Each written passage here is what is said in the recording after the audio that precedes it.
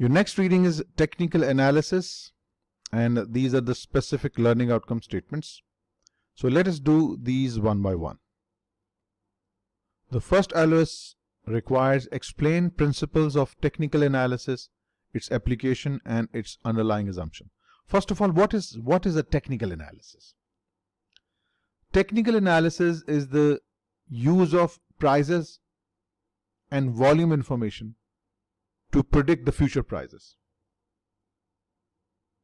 Basically, the idea behind technical analysis is that market forces of supply and demand, they are the ones that ultimately determine the stock price. And the other underlying assumption is that to work, there has to be a free market.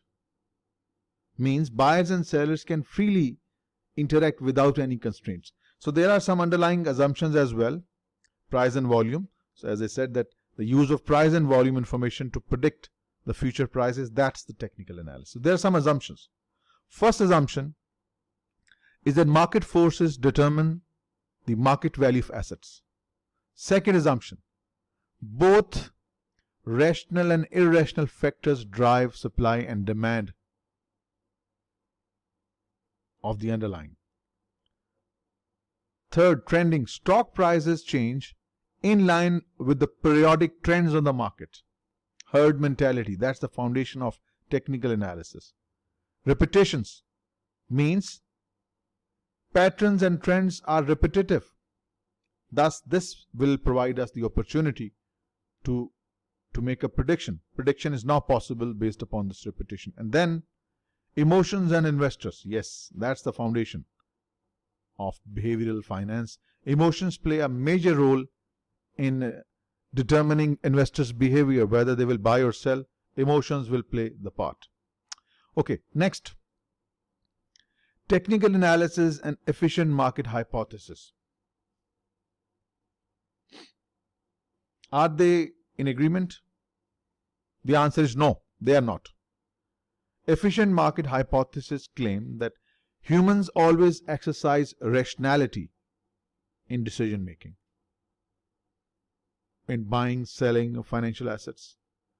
Whereas technical analysis, on the other hand, it believes that investors often respond similarly when subjected to similar circumstances. That is what you call the herd mentality. Then what's the comparison between technical analysis and fundamental analysis?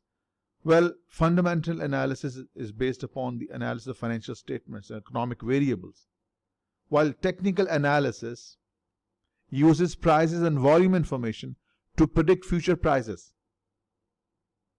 Fundamental analysis uses economic and accounting information for the same purpose. Then next, application of technical analysis. We use technical analysis to price those assets that do not have cash flows.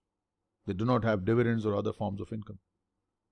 And we use technical analysis to estimate fair values of the assets where no financial statements are possible, or if there are financial statements, they are not reliable. Maybe they do not meet the gap requirement, or maybe they are unreliable, maybe because of frauds. Is technical analysis a good tool? Well, the first argument for this would be yes. Analysis of trading volumes, price fluctuations using graphs and charts, it helps understand the underlying arguments better than under fundamental analysis. But again, this is a right argument, I believe. But we can't take past as a prediction for the future. Using past data and trends to predict the future of the market may not always be valid. So we cannot rely on the past as an accurate prediction for the future, as an accurate indicator of the future results.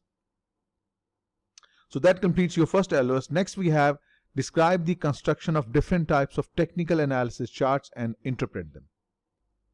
So we have a few major charts that are in your syllabus. There could be many other. We have just tried to cover the basics one. First, the line chart. This is a line chart. A line chart shows the price trend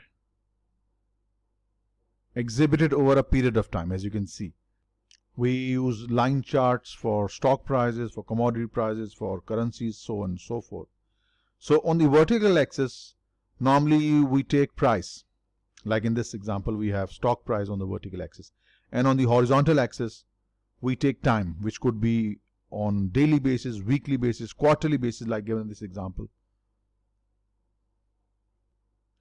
And remember, the prices that we take are at the close of quarter 1, quarter 2, quarter 3, or day 1, day 2, day 3, day 4, up to day 30, or it could be end of the week. So the prices given here are the pricing at the closing prices at the given point in time.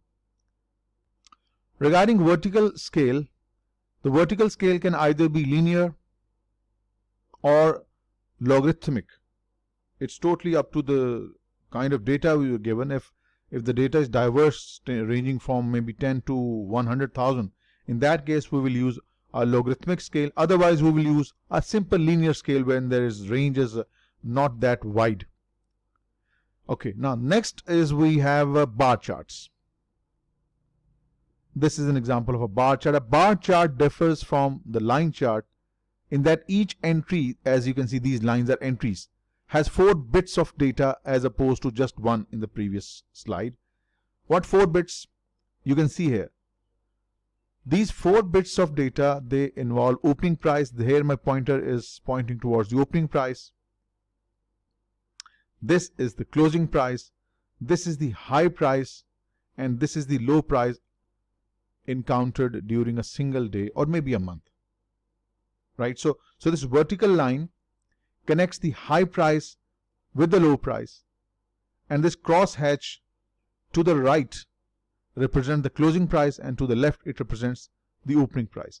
And this length between the top and the bottom, this will indicate the divergence between the high and low over the period. So this is just one of the couple of bars extracted out of it, and you can see that they are showing the high lows, opening, closing at each month or week or day, whichever you're pointing. So if you take these closing points, this one, this one, this, and this, and if you just join them, what you will get is, you will get a line chart, right? So line chart is basically the chart that plots the closing prices of assets on a given periods, daily basis, weekly or quarterly. Then we have a very interesting chart called the candlestick chart. So just like a bar chart, just we discussed in the previous slide, candlestick charts have 4 bits of data per entry, like the previous one. It shows you the closing price, opening price, high and low. Same thing like the previous one. This vertical line here in the candle chart is called the wick, which shows the divergence between the high and low. The one additional bit of data that is added in the candle chart is either the candle would be white or it would be black, or you may say clear or dark. So the point is, the shaded candle here, black, represents entries in which the closing price is lower than the opening price, whereas the white one, that would indicate that the closing price is higher than the opening price. Then next one is point and figure chart. Well, this chart is significantly different from other charts. Now look at this. This is the vertical axis indicating the price, and on the horizontal axis we see the increase or decreases in price. So let me tell you how it works. A point and figure chart consists of columns of zeros and x's, alternating columns of zeros and x's. So it basically neither shows the volume nor the time. Then what does it show? It only shows changes in price. Only price change generates chart action. Now let's say here, these are the price up and down, and here we have the price reversals. We have to first establish increase and reversal size. Here we have $2. Let's say starting from May 2, the price rose by $2 on May 5th, we put an X. Then again rose by $2 on May 9th, we put an X. Again rose by $2, we put an X. And then on May 17th, it fell by $2 from 56 to 54, we put a 0. Then again it fell by $2 on 23rd May, we put a 0. And so on and so forth. So this way, we will see these are the 3 consecutive $2 increases, followed by 2 reversals, followed by again 4 increases, and followed by 3 reversals. So next we have a volume chart. As you can see, volume chart basically it shows the number of shares that have been traded over a given period. Then why volume is helpful for us? Trading volume helps to assess the conviction of buyers and sellers when determining the price of a security. For example, if there is an increase in price and there's also an increase in volume, this could indicate that a growing number of bullish investors are buying the stock. So this means the price is sustainable. But to the contrary, if the price increase is accompanied by dwindling volumes, this could signal that the market is becoming exhausted and the price reversal is imminent. So we should accordingly take our positions. Then your next LOS is explain uses of trend, support, resistance lines, and change in polarity. First is, what is trend?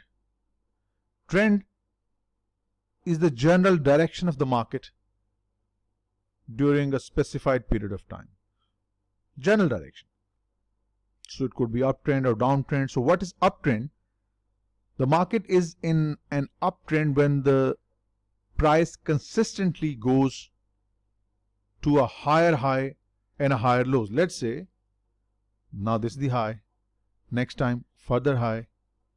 So the high is getting higher and the low is getting higher. So this is called uptrend. As the price of a security increases, the subsequent new highs are attained. Every new high is higher than the preceding one. Similarly, each time a price retraces, the new low is higher than the previous low. So this is what you call the uptrend. Higher highs and higher lows. Then what is downtrend or downward trend? It is opposite to the uptrend. This is something like this. The market is in a downtrend when an asset consistently makes lower lows and lower highs. So as the price of a security decreases, as you can see, the subsequent new highs must be lower than the previous highs and the newer lows must be lower than the previous lows. That's simply the downtrend. Lower lows and lower highs. Price retraces a new low, as you can see here. Then we have support and resistance. Let us try to interpret from this graph. What is support? This is support. Support refers to a low price range in which further decline in price can be averted by some buying activity. It's the price level at which demand is high enough to prevent additional drops. So see, the price, if falls, again reverts back, falls, again reverts back. This is the support level. If the price falls, there will be additional buyers to bring the price back. Then what is resistance then? So basically, support is aversion in price decline. What is resistance? Aversion in price increase. Now this is your resistance. Resistance, this price, is a price range in which further increase in price can be averted by some selling activity. If the price rises, the sale brings the price lower.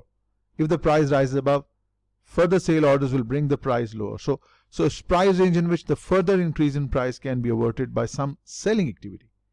It is the price level at which the supply of investors selling is high enough to prevent additional increase in price. So this trend, support, resistance, they are all linked to what you call human psychology or behavioral finance, that we tend to move emotionally. We tend to move in a herd mentality way. Next, change in polarity.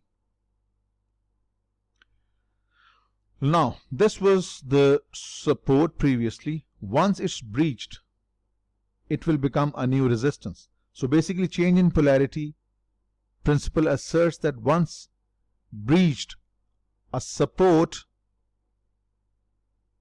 will become a new resistance. And if this resistance is breached, it will become a new support. Right. Then we have next reading. It says describe some common chart patterns. What are chart patterns? Chart patterns are basically distinct trading formation appearing repeatedly, which can be used to predict the future price movement of a given stock. Once a chart is drawn, a technical analyst examines it for various formations or various pattern types in an attempt to predict the stock price or the market direction in the future. Chart patterns can be grouped in two types. First, reversal pattern. What's a reversal pattern? A reversal pattern indicates a prior trend is likely to reverse once the pattern is complete. Charts have double or triple tops and bottoms. One example is given here, head and shoulder formation. This is the head here, these are the shoulder, and this is the neckline. The head doubles up as the second peak here and the highest point in the pattern. Neither the left shoulder nor the right shoulder exceeds the head. So the target price in this case would be neckline minus head minus neckline. So at this point here, when the stock price pierces the neckline here, after the right shoulder, this one, it's the time to sell. There is also a reverse head and shoulder pattern. In that case, the target is neck plus neck minus head. That's in case of the reverse head and shoulder. Next we have continuation patterns. Unlike reversal patterns studied previously, continuation patterns suggest a pause in a trend. So from a supply and demand standpoint, a continuation pattern indicates a change in ownership from one group of investors to another. The most well-known patterns under this category are symmetrical triangles, as you can see here,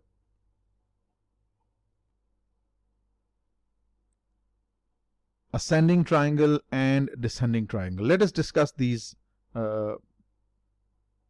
Basically, symmetrical triangle here, as you can see, these are the forms in market that are aimless in direction. Supply and demand are the same. But ascending triangles, as you can see, they are formed during an uptrend, and conversely speaking, descending triangles, they are formed during a downtrend. Then there are rectangles, flags, and pennants. Rectangles form when trading temporarily forms a range between support level and a resistance level. Flags and pennants refer to rectangles and triangles that appear on short-term price charts. The next LOS says describe common technical analysis indicators, price-based momentum oscillators, sentiments, and flow funds. Technical analysis indicators are measures used to predict changes in the price of a security price based on the market sentiment, flow of funds, trading volume, so on and so forth. they basically try to establish how potential changes in market forces, that is the forces of supply and demand, they might impact the price of a security. So they have been specifically given here in the LOS. First is the price-based indicators. Price-based indicators, as the name suggests, these combine information relating to both the current and the past price history. A good example would be the moving average. Current and past price history. Moving average is the mean of the last and closing prices, maybe 10, 15, so on, whatever the base you might use. So moving averages smooth out short-term fluctuations, thus they help to establish the underlying trend. Then within the price-based indicators, we have Bollinger Bands. Let me show you the Bollinger Band. This is a Bollinger Band. So Bollinger Bands are constructed based on the standard deviation of closing prices over a certain period of time, n periods for example. So an analyst can draw a high band here and this low band for a chosen number of standard deviations, typically 2. So the bands move away from each other or they move towards each other. So the Bollinger Bands are viewed as a useful tool for indicating when the prices are extreme by recent standards, or either the high or the low side. Prices at or above the high Bollinger Band may be viewed as indicating the overbought, and the other way would be oversold. Then we have momentum oscillators. Momentum oscillators, also called the rate of change oscillators, they are computed by taking the most recent closing price, here V, subtracting the closing price recorded on some specified trading day in the past, and finally multiplying it with a factor of 100. So here M is the momentum oscillator, V is the most recent closing price, and Vx closing price as at a specified date in time multiplied by 100. Now what will it give us?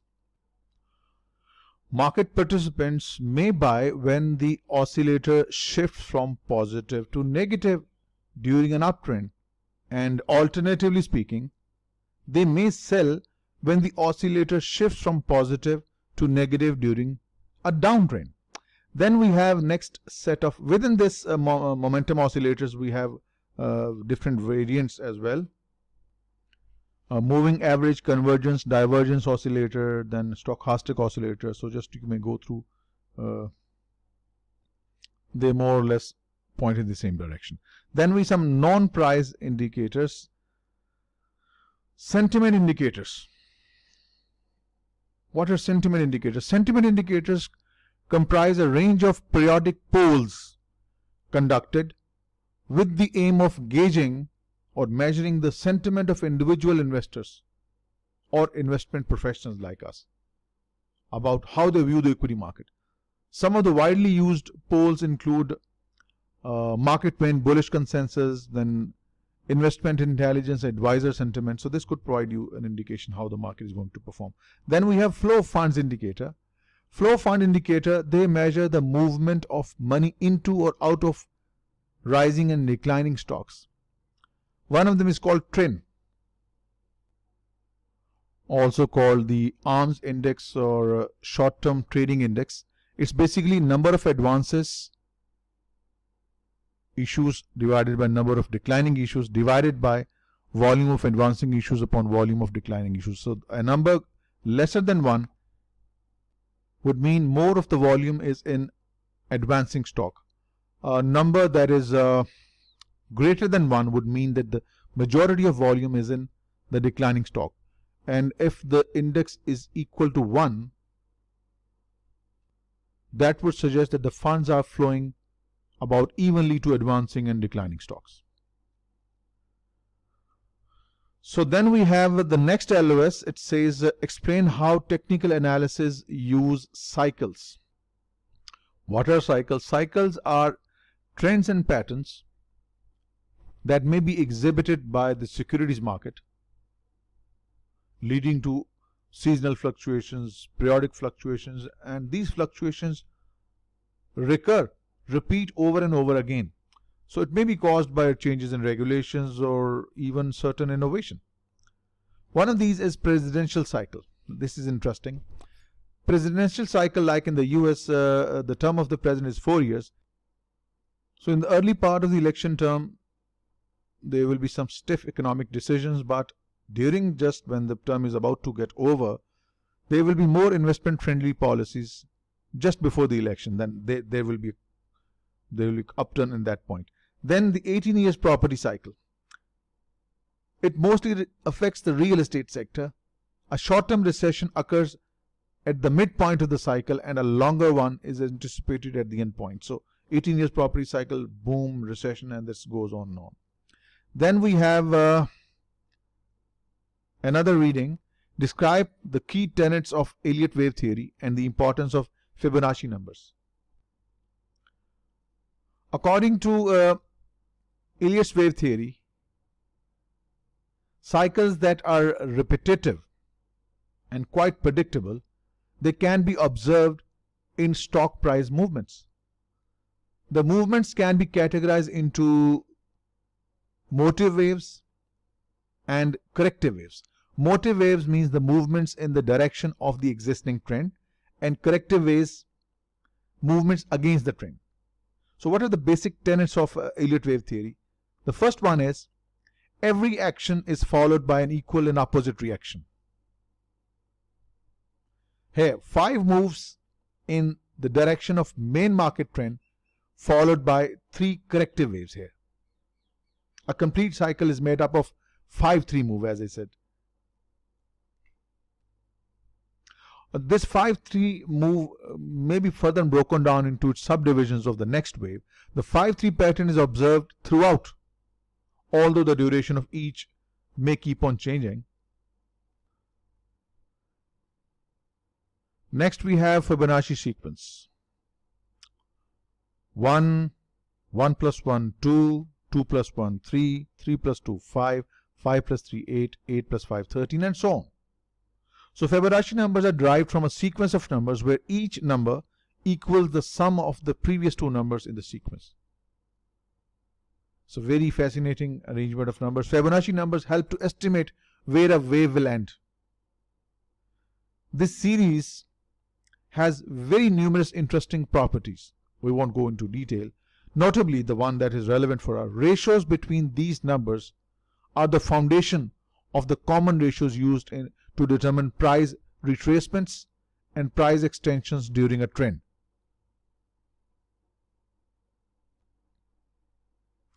For example, a down leg can be 1/2 or 2/3 or 3/5 of an up leg, or a price target can be 13/8 of the previous high, so on and so forth. Then we have the last slide. Describe intermarket analysis as it relates to technical analysis and asset allocation. First of all, intermarket analysis refers to a method of determining the strength or weaknesses of a single asset or an asset class or a financial market completely relative to another single asset or class of assets or financial markets respectively. So intercomparison between asset versus asset, classes versus classes, and financial markets versus financial markets. So such assets classes may include stocks, bonds, commodities, or even loan facilities. The goal is to reveal the market trend, including certain influences from one market to another. Now, why intermarket analysis is important? A diversified portfolio takes direct benefit from the intermarket analysis. By following multiple markets simultaneously, investors can detect significant market changes earlier than investors who focus on just one single market. If something happens in the New York Stock Exchange, it might affect some other related stock exchange. So this is contagion. That's the idea behind why intermarket analysis is important. So that ends your reading technical analysis overview.